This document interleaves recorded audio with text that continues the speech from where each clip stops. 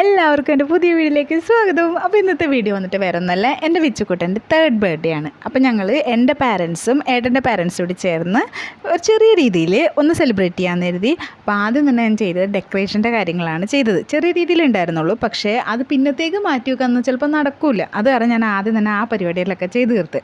പിന്നെ ഫുഡിൻ്റെ കാര്യം വന്നിട്ട് അത് എല്ലാ തവണ എനിക്ക് അമ്മയെ ചെയ്തു തരാൻ വെച്ചാൽ എല്ലാവരും കൂടി വരുമ്പോൾ എനിക്ക് ഫുഡിൻ്റെ കാര്യത്തിൽ ചെറിയൊരു തപ്പൽ വരും. അപ്പോൾ അത് കാരണം അമ്മയാകുമ്പോൾ കറക്റ്റായിട്ടെല്ലാം ചെയ്തോളും.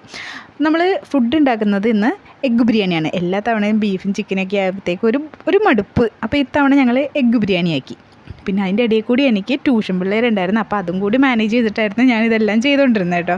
പിന്നെ നമ്മൾ കേക്ക് കട്ടിൻ്റെ സമയമായപ്പോഴത്തേക്കും അത്യാവശ്യം കുറച്ച് ആൾക്കാരുണ്ടായിരുന്നു, ചില ട്യൂഷൻ പിള്ളേരെല്ലാവരും കൂടി ചേർന്നിട്ട്. പക്ഷേ ഒരൊറ്റ എണ്ണം എൻ്റെ ഫംഗ്ഷന് ഞാൻ വിളിച്ചിട്ട് ഫ്രണ്ടിൽ വന്ന് നിൽക്കാനായിട്ട് ആരും ഉണ്ടായിരുന്നില്ല. എല്ലാവരും പിറകിൽ വന്ന് നിന്നിട്ട് ക്ലാപ്പ് അടിക്കാനുണ്ടായിരുന്നു. പിന്നെ ഞങ്ങൾ ആരെങ്കിലുമൊക്കെ പിന്നെ കുറച്ച് പേരൊക്കെ ആയല്ലോ എന്ന് എഴുതിയിട്ട് കേക്ക് കട്ട് ചെയ്തു. അടിപൊളിയായിട്ട് കേക്ക് കട്ടിങ് കാര്യങ്ങളൊക്കെ നടന്ന്. പിന്നെ ഞാൻ പറഞ്ഞല്ലോ ട്യൂഷൻ കുട്ടികളൊക്കെ ഉള്ള കാരണം ഞങ്ങൾ കേക്കൊക്കെ സെർവ് ചെയ്തു. അവർക്കെല്ലാവർക്കും നല്ല രീതിയിൽ കേക്കൊക്കെ കൊടുക്കാൻ പറ്റി. കുട്ടികൾക്ക് ഒരുപാട് സന്തോഷമായി. പിന്നെ അത് കഴിഞ്ഞിട്ട് ദച്ചുകുട്ടി ചെറിയ രീതിയിലൊരു ഗിഫ്റ്റ് അവന് കൊടുത്തു. അപ്പോൾ അവന് ഏറ്റവും ഇഷ്ടപ്പെട്ട സ്പൈഡർമാനായത് കാരണം കിട്ടിയപ്പോൾ തന്നെ അവനൊരു ഉമ്മയായിട്ട് ആദ്യം കൊടുത്തത്.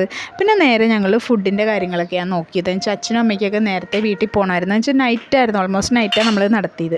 അപ്പോൾ അവർ ഫുഡും കാര്യങ്ങളൊക്കെ കഴിച്ച് ഞങ്ങളൊക്കെ കഴിച്ച് അടിപൊളിയായിട്ട് എൻജോയ് ചെയ്തു. അപ്പോൾ ഇത്രയൊക്കെ ഉള്ളൂ നമ്മുടെ വീഡിയോ. അപ്പോൾ കണ്ടിട്ട് എല്ലാവർക്കും ഇഷ്ടമായെന്നാണെങ്കിൽ മറക്കാതെ തന്നെ ലൈക്ക് ചെയ്യണം, ഷെയർ ചെയ്യണം, സബ്സ്ക്രൈബ് ചെയ്യണം. അടുത്ത വീഡിയോ വരെ എല്ലാവർക്കും ടാറ്റാ.